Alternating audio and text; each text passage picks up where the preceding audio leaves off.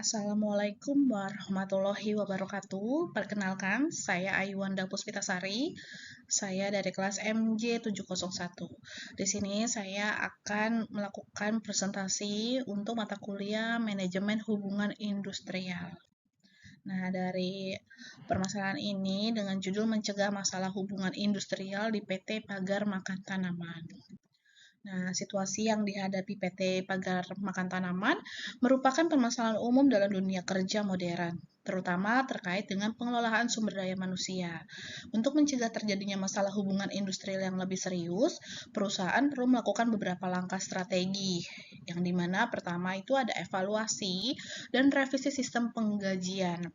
Di situ terdapat ada analisis kesenjangan, keadilan dan transparansi, serta komponen non-moneter. Nah, yang kedua adalah meningkatkan keseimbangan kerja dan kehidupan. Di situ ada fleksibilitas waktu kerja, program kesejahteraan, serta pembagian beban kerja. Lalu yang ketiga adalah membangun komunikasi yang efektif. Nah, poinnya adalah saluran komunikasi terbuka, tanggapan yang cepat, serta transparansi informasi. Yang keempat ada pengembangan karir dengan poin program pelatihan, jalur karir yang jelas, serta rotasi tugas. Yang kelima adalah membangun budaya perusahaan yang positif dengan nilai poin, nilai-nilai perusahaan, pengakuan atas presentasi, team building-nya. Nah, yang keenam ada menjaga reputasi perusahaan, di mana branding perusahaan, membangun citra perusahaan yang positif sebagai tempat kerja yang ideal, testimoni karyawan, memanfaatkan testimoni karyawan yang puas untuk meningkatkan reputasi perusahaan, serta media sosial, di mana kelola media sosial perusahaan dengan baik untuk memberikan informasi yang positif dan menarik. Yang ketujuh adalah melibatkan serikat pekerja jika ada, di mana itu diadakan dialog terbuka dan kerjasama, yang dimana dialog terbuka itu adalah jalin komunikasi yang baik dengan serikat pekerja untuk mencari solusi bersama serta kerjasama, melibatkan serikat pekerja dalam pembuatan kebijakan perusahaan yang berkaitan dengan kepentingan karyawan. Nah, dengan menerapkan langkah-langkah di atas, PT Pagar Makan Tanaman dapat memperbaiki hubungan industrial dengan meningkatkan produktivitas karyawan dan pada akhirnya mencapai keberlangsungan operasional perusahaan. Nah, penting untuk diingat bahwa perubahan tidak dapat dilakukan dalam waktu yang sangat singkat. Perlu kesabaran dan komitmen dari seluruh pihak untuk melihat hasil yang signifikan. Lalu, peran serikat pekerja dan manajemen dalam menciptakan lingkungan kerja yang kondusif di PT Pagar Makan Tanaman itu apa saja sih? Nah, di situ adalah situasinya yang dihadapi PT Pagar Makan Tanaman merupakan masalah klasik dalam hubungan industrial yang seringkali berdampak negatif pada produktivitas perusahaan.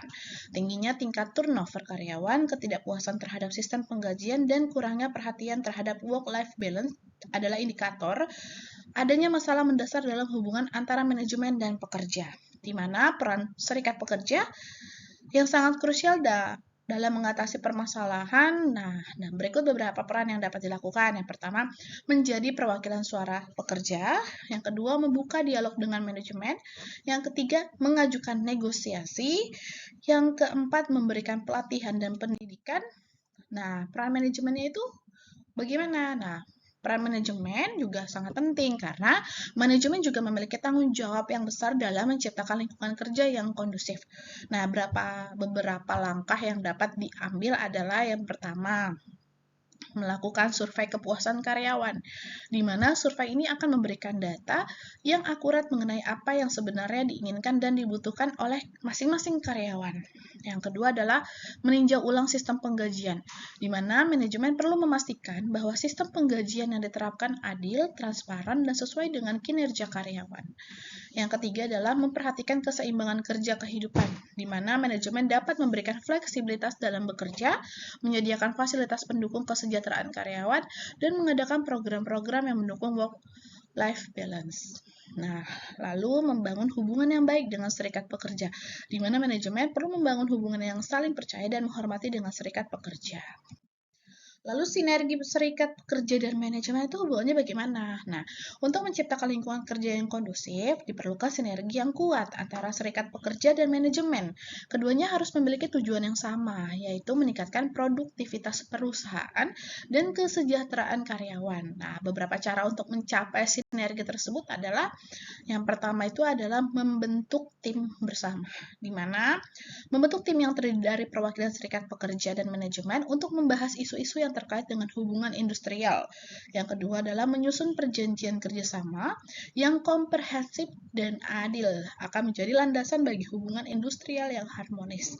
Yang ketiga adalah melaksanakan program-program bersama, misalnya program pelatihan bersama, kegiatan sosial bersama, atau program pengembangan karir.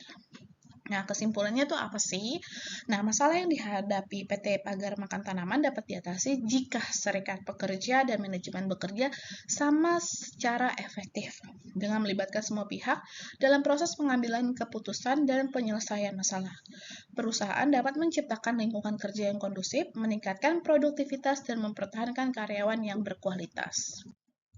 Lalu, rekomendasi kebijakan untuk meningkatkan retensi karyawan di PT Pagar Makan Tanaman itu adalah yang pertama, menghadapi masalah turnover karyawan yang tinggi dan reputasi perusahaan yang buruk, PT Pagar Makan Tanaman perlu melakukan perubahan signifikan dalam kebijakan manajemen hubungan industrial. Berikut ada beberapa rekomendasi kebijakan berbasis praktek terbaik, beserta contoh grafik untuk mendukung visualisasi data. Nah, yang pertama adalah peninjauan ulang sistem penggajian. Di mana sih analisis banding gaji melakukan survei gaji di industri yang sama untuk memastikan gaji yang ditawarkan kompetitif. Yang kedua adalah struktur gaji yang jelas, membuat struktur gaji yang jelas dan transparan, serta sistem kenaikan gaji yang adil dan struktur, serta terukur. Nah, yang ketiga adalah komponen gaji variabel, memperkenalkan komponen gaji variabel seperti bonus kinerja atau profit sharing untuk memotivasi karyawan mencapai target. Dan yang keempat, benefit tambahan, di mana menawarkan benefit tambahan yang menarik seperti asuransi kesehatan, program pensiun, atau fasilitas olahraga, serta di sini contoh grafik perbandingan dari perusahaan dengan rata-rata industri untuk posisi yang sama.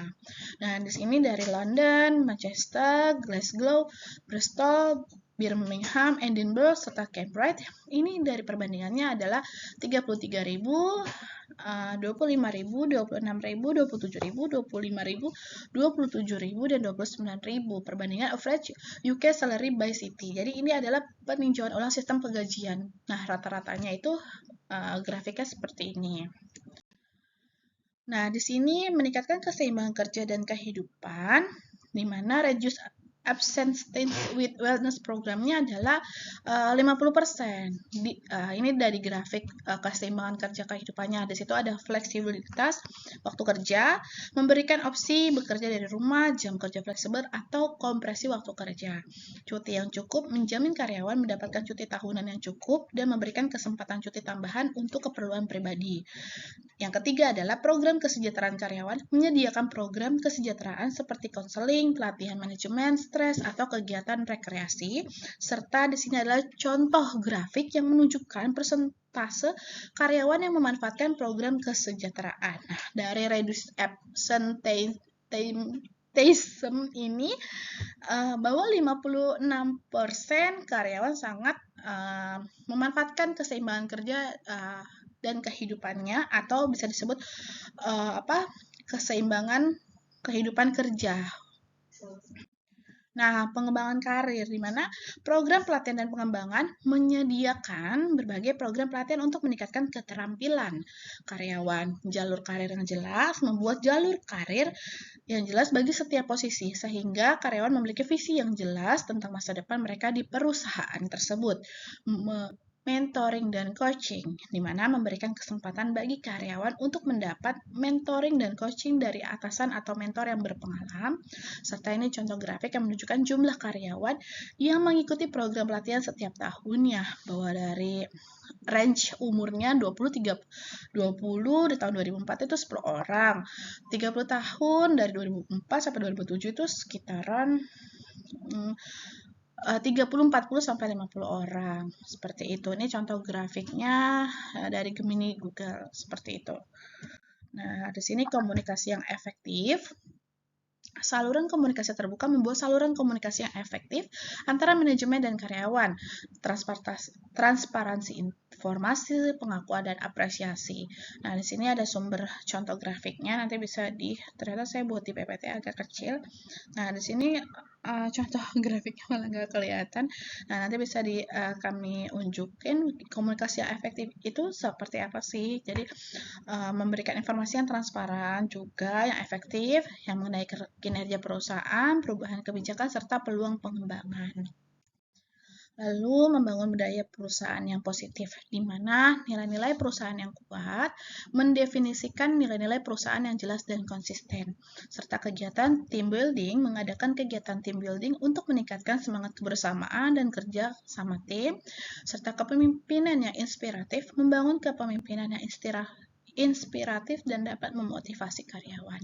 Nah, implementasi kebijakannya itu seperti apa? Nah, involvement karyawannya itu adalah libatkan karyawan dalam proses pembuatan keputusan terkait kebijakan baru, lalu ada evaluasi berkala, lakukan evaluasi secara berkala terhadap efektivitas kebijakan yang telah diterapkan. Lalu ada komunikasi yang konsisten, di mana komunikasi yang konsisten dan efektif sangat penting untuk memastikan karyawan memahami dan mendukung kebijakan baru.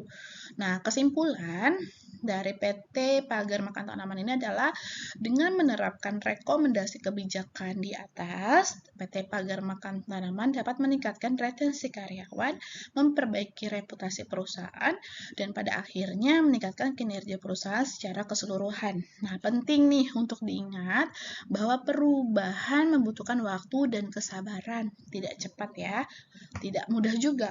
Karena konsistensi dalam menerapkan kebijakan dan melibatkan seluruh karyawan adalah kunci keberhasilan.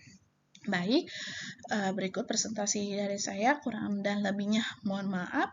Wassalamualaikum warahmatullahi wabarakatuh.